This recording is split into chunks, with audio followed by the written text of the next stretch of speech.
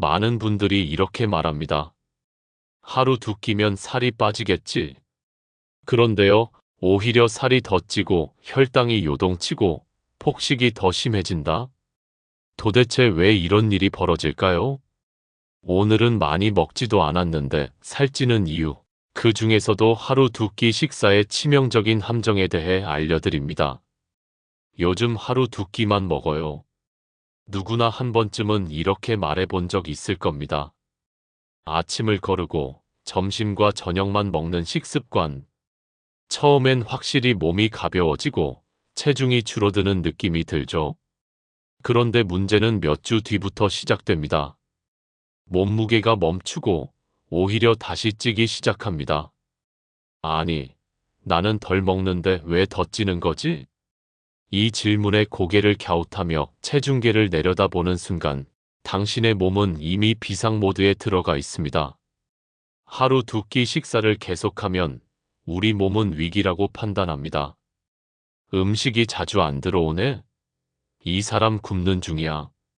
그렇게 판단한 뇌는 대사 속도를 낮추고 에너지 소비를 줄이며 들어오는 음식은 최대한 지방으로 저장하려고 하죠.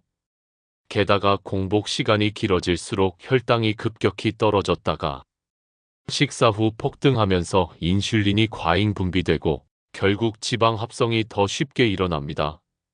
문제는 여기서 끝나지 않습니다. 공복 시간이 길어지면 폭식 충동도 함께 따라옵니다.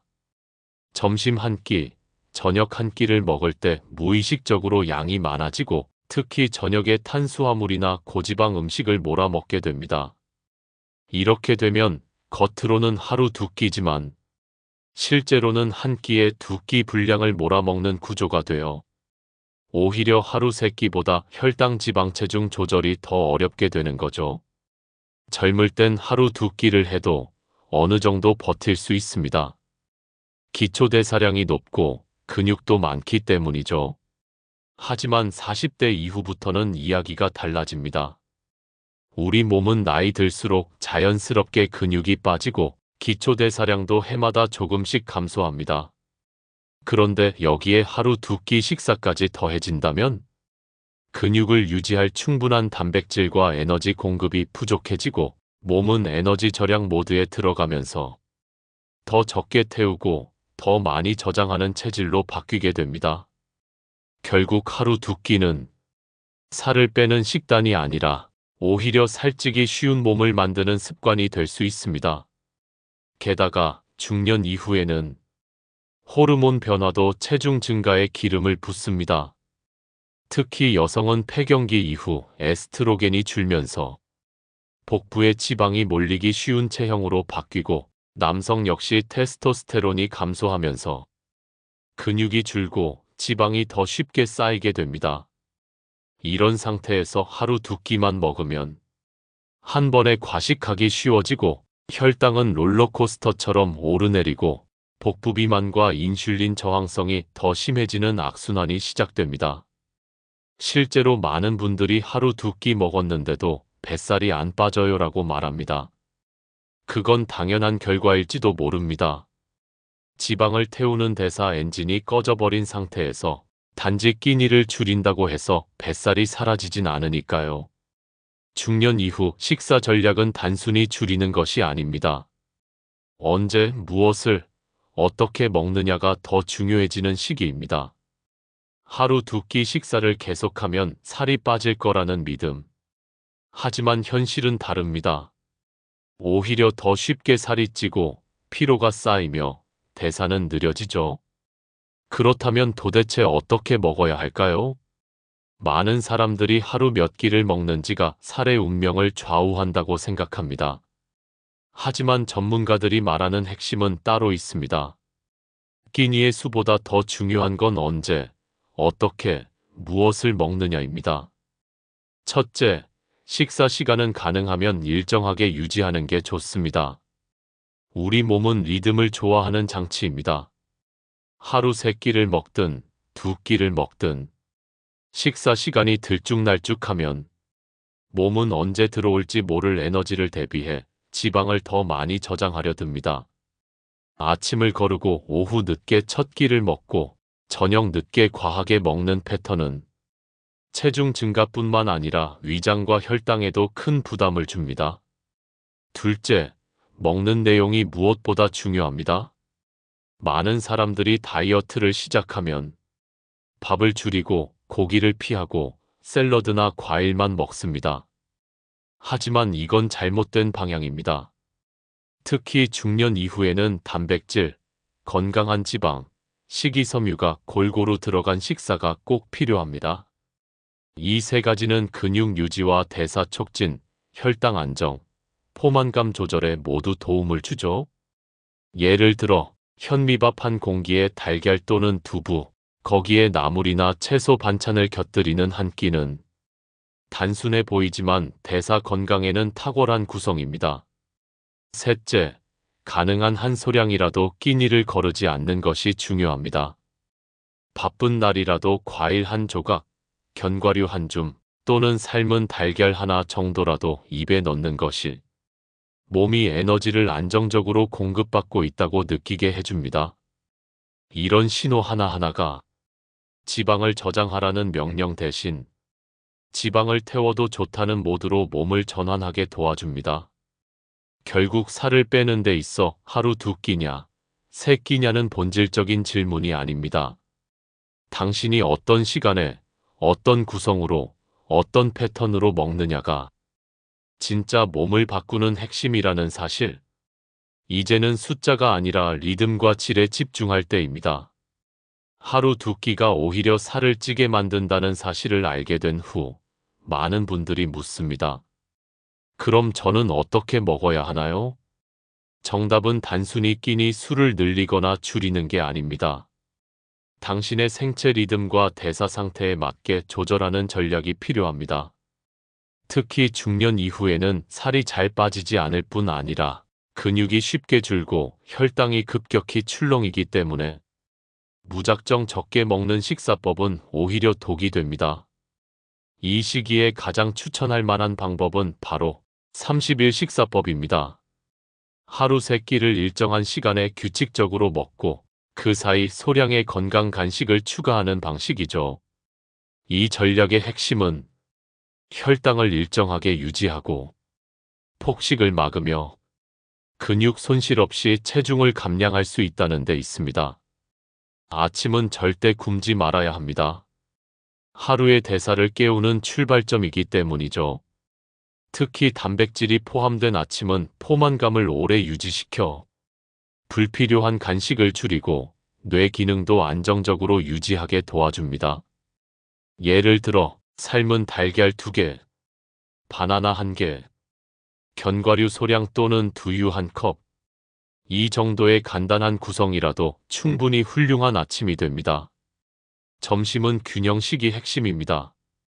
탄수화물, 단백질, 지방이 모두 들어가되 배가 부를 정도까지만 조절하는 것이 중요합니다. 현미밥 반 공기, 닭가슴살이나 생선, 채소 무침 23가지, 김치나 나물 등 한국식 백반 구성만 잘 맞춰도 충분히 균형 잡힌 식사가 됩니다. 그리고 오후 34시쯤엔 간단한 간식을 드세요. 이것이 일입니다. 이 타이밍에 소량의 견과류, 플레인 요거트, 방울토마토 몇 개, 혹은 삶은 고구마 반 개 같은 간식을 먹으면 혈당이 떨어지는 것을 막아주고 저녁 식사 때 과식하지 않게 도와줍니다. 마지막으로 저녁은 가볍고 이른 시간에 드시는 것이 이상적입니다. 늦은 시간의 과식은 지방 축적을 부르고 수면의 질까지 떨어뜨릴 수 있으므로 저녁 67시 사이에 샐러드와 단백질 중심의 식사로 마무리하는 것이 좋습니다. 중요한 건 세 끼를 다 먹되 내용은 가볍게, 끼니 사이 간식은 작고 단단하게 구성하는 것입니다. 이렇게만 해도 몸은 스트레스를 받지 않고 자연스럽게 지방을 태우는 방향으로 움직이게 됩니다. 서울에 사는 53세 이정숙 씨는 몇 달 전부터 하루 두 끼 식단을 실천해 왔습니다. 아침은 늘 거르고, 점심은 간단히 먹고, 저녁은 가족과 함께 챙겨 먹는 생활. 처음엔 몸무게가 조금 줄어드는 것 같아 만족스러웠습니다. 하지만 한 달이 지나면서 이상한 변화가 찾아왔습니다.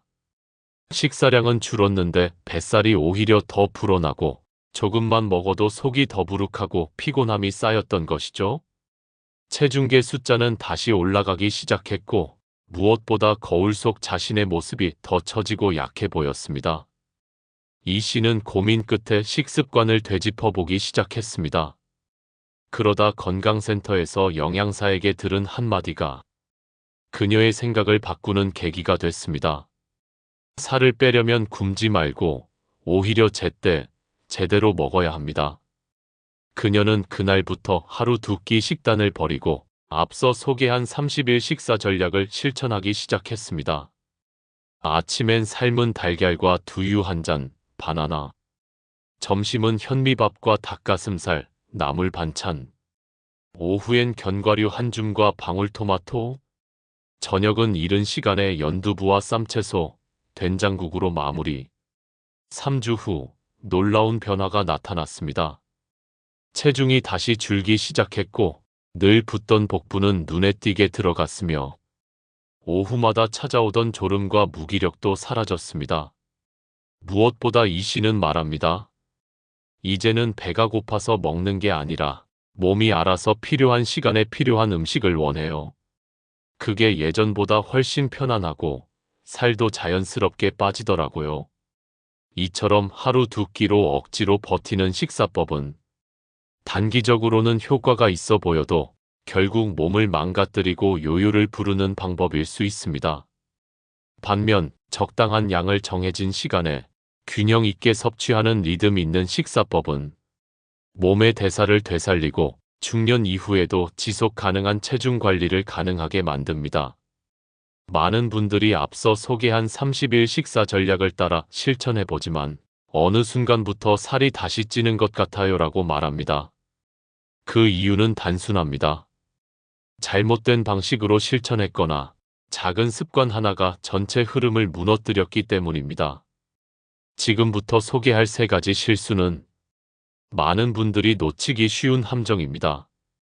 혹시 여러분도 무심코 반복하고 있지는 않으신가요? 실수 1.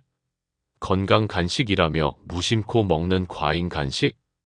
30일 식사 전략에서 잃은 소량의 간식입니다. 하지만 여기서 흔히 빠지는 오류가 있습니다. 견과류를 한 줌 이상, 요거트를 200ml 넘게, 혹은 바나나 1개와 동시에 빵까지 먹는 식으로 간식이 어느새 끼니 수준으로 불어나 있는 경우죠. 이럴 경우 오히려 혈당이 다시 급등하고 인슐린 과다 분비로 지방 저장 모드가 되며 저녁 식사까지의 포만감 흐름이 깨져버립니다. 적은 양이라는 기준이 흔들리면 살도 다시 흔들립니다. 실수 2. 저녁을 지나치게 가볍게 하거나 너무 늦게 먹는 것. 저녁은 무조건 안 먹어야 살이 빠진다는 생각에 하루 종일 버티고 저녁에 물 한 잔, 사과 반쪽만 먹는 경우가 많습니다. 하지만 이렇게 되면 몸은 저녁 시간부터 심한 에너지 결핍 상태에 빠지고 밤사이 근손실이 진행되며 다음날 오전 공복 폭식으로 이어지기 쉽습니다. 반대로 너무 늦은 저녁 식사도 문제입니다. 특히 오후 9시 이후의 과식은 소화기 부담은 물론 수면의 질까지 망치게 됩니다. 정답은 너무 가볍지도 너무 늦지도 않은 저녁 식사. 적절한 단백질과 채소, 소량의 탄수화물을 오후 67시 사이에 마무리하는 게 가장 좋습니다. 실수 3. 식사는 바꿨는데 생활 패턴은 그대로. 식사만 바꾸면 몸이 달라질 거라 기대하지만 밤늦게 자고 활동량은 거의 없고 스트레스는 계속된다면 아무리 좋은 식사 전략이라도 몸은 변화하지 않습니다. 특히 수면 부족은 식욕을 조절하는 호르몬을 망가뜨려 배는 고프지 않은데 계속 무언가를 먹게 만들죠. 또한 하루 20분의 걷기조차 하지 않는다면 섭취한 에너지는 쌓이기만 하고 근육은 줄어들며 기초대사는 떨어지게 됩니다. 좋은 식사는 좋은 생활과 함께할 때 진짜 효과가 납니다. 하루 두 끼에서 벗어나 제때 제대로 균형 있게 먹는 30일 식사 전략을 실천했을 때 몸은 어떤 식으로 달라질까요? 놀랍게도 많은 실천자들이 같은 순서로 변화를 경험합니다. 이건 단순한 체감이 아니라 과학적 생리작용에 따른 예측 가능한 결과입니다. 1단계. 혈당이 먼저 안정됩니다. 첫 번째로 나타나는 변화는 혈당 곡선이 부드러워지는 것입니다. 끼니를 규칙적으로 먹고 폭식을 피하며 간식까지 조절하게 되면 식사 후 혈당이 급상승하는 스파이크 현상이 줄어듭니다.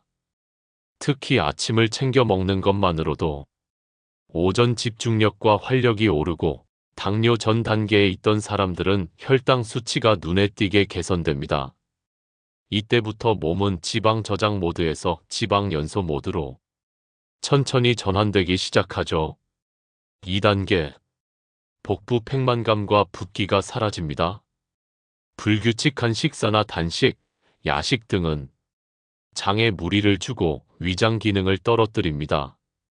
하지만 규칙적인 식사와 채소 중심의 저녁은 장을 편안하게 만들고 소화 효율을 높여줍니다. 결과적으로 아침에 눈 떴을 때 얼굴과 손이 덜 붓고 배가 더부룩한 느낌 없이 편안해지며 복부가 12cm 정도 줄어든 듯한 가벼움을 느끼게 됩니다. 이건 단순한 체중 감량이 아니라 염증과 수분 저류가 줄어든 결과입니다. 3단계. 체지방이 서서히 그러나 꾸준히 줄어듭니다. 이제부터는 눈에 보이는 변화가 시작됩니다. 식사량을 억지로 줄이지 않았음에도 몸이 덜 붓고 폭식이 줄며 대사가 점차 되살아나면서 체중은 일주에 0.51kg 정도 느리지만 탄탄하게 감량되기 시작합니다. 중년 이후에는 빠른 감량보다 근육을 지키며 천천히 빼는 것이 훨씬 중요합니다. 이 방법은 요요 없이 체지방만 줄이는 전략이죠. 4단계.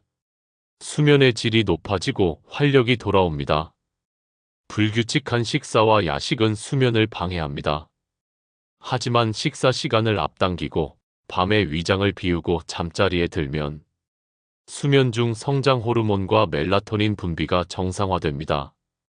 그 결과 밤새 숙면을 취할 수 있고 아침 기상 후 피로가 남지 않으며 하루 종일 에너지가 채워진 느낌을 경험할 수 있습니다. 몸이 가벼워지고 마음도 덜 불안해지고 하루를 여유롭게 시작하게 되는 것이죠. 이 모든 변화는 무엇 하나 거창하거나 특별한 비법이 아닙니다. 그저 끼니를 제때 균형 있게 먹는 일상 속의 변화만으로도 몸은 스스로 회복을 시작합니다. 마치 시계를 맞추듯 한 번 엇나간 대사 리듬을 제자리에 되돌려주는 것. 그것이 바로 우리가 지금까지 알아본 하루 두 끼에서 벗어나 살 빠지는 식사 전략의 본질입니다.